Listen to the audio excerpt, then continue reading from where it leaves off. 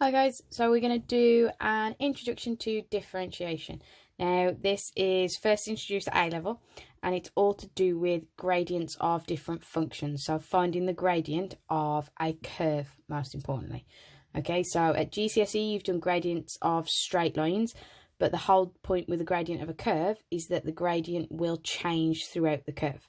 Okay, if you think of that in terms of just a basic quadratic graph, we know if I was to, for example, pick this point, I would have a negative gradient. If I pick the point at the bottom, I've got a gradient of 0. If I pick a point on this side, I've got a positive gradient. So as you go around this curve, you are getting different gradients. Okay, so differentiation allows you to come up with a gradient function.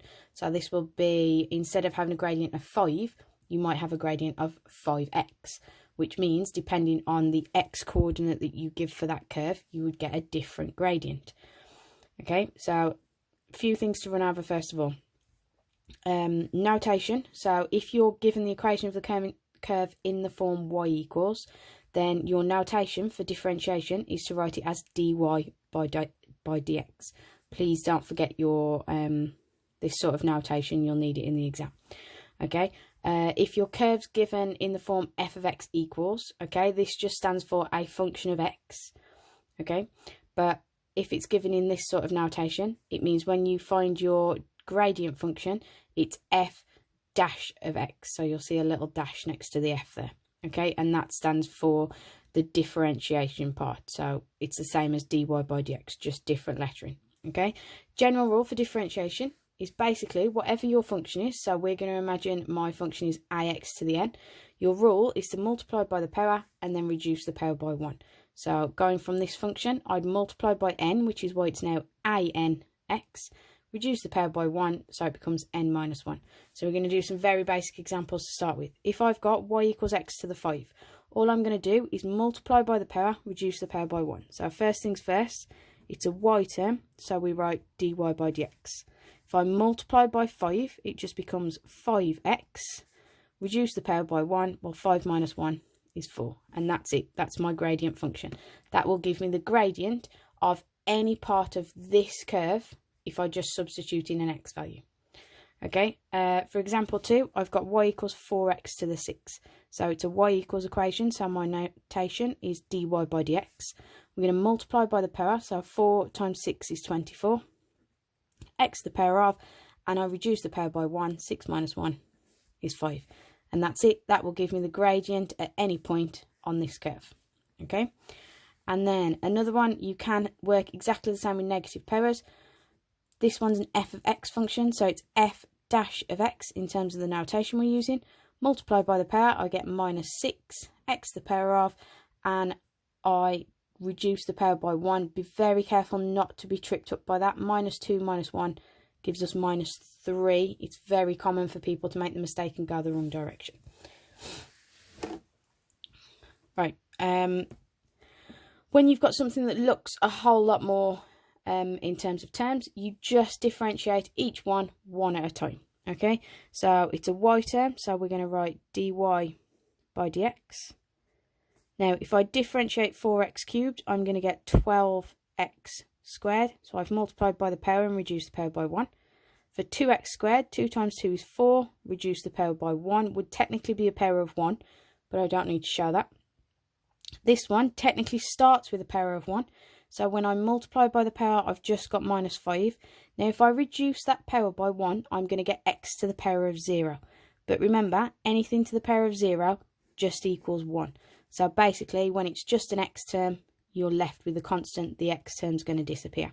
Now, if it's just a constant, you could actually think of that as 3x to the power of 0. So when you multiply by 0, you get 0. In other words, any constants that don't have x terms, when you differentiate, just disappear. So that's it. That's my answer. Now, last one I've made a little bit trickier. Sorry, last but one. This one is f dash of x in terms of your differentiation notation. But before we can get to the point of differentiating, I can't differentiate something that's got a square root sign in it, and I can't differentiate something that's in fraction form. So the first thing that you're going to have to do is apply your laws of indices rules you learnt at GCSE. Okay, first two I'm not going to change.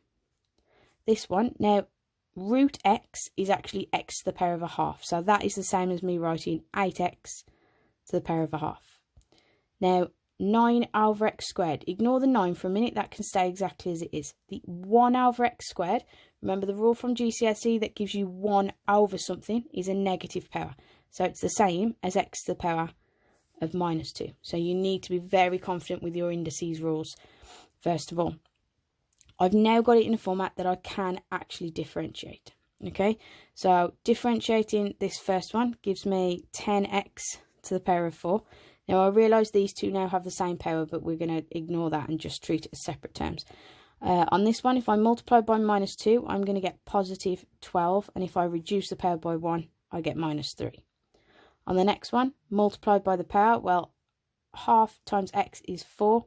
If I reduce the power by 1, I get -1/2. And then on the last one, multiplied by the power, I get -18. Reduce the power by 1, I get a power of -3. And that's it. I've differentiated my function. Now, this is where we start using those gradient functions. So we're actually going to find the gradient of this curve at the point where x equals 4. So first thing we're going to do is differentiate it. So dy by dx is equal to, now if I do 4 times by 3 over 2, because we're multiplying by the power, I'd get 12 over 2, or 6.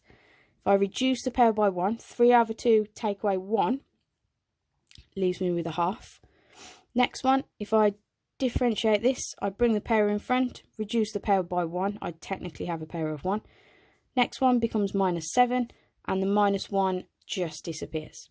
Okay, and then what we're going to do is at x equals 4, and you want to make sure simple things like this, it's not a huge amount to write, but it is enough to make it nice and clear to any sort of examiners exactly what you are doing. So dy by dx would be 6 lots of 4 to the power of a half plus 2 lots of 4 minus 7. Well, 4 to the power of a half just means the square root of 4, so that's 2. 2 times 6 gives me 12. Plus 2 times 4 is 8, so I'm up to 20. Subtract 7 gives me a gradient of 13.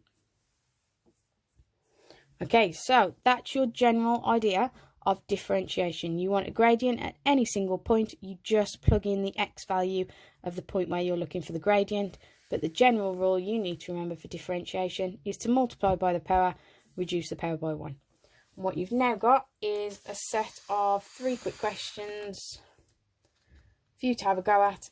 Can you differentiate each of these terms, remembering the correct notation? So for the first ones, they're labelled as f of x. For the second ones, we labelled them as y.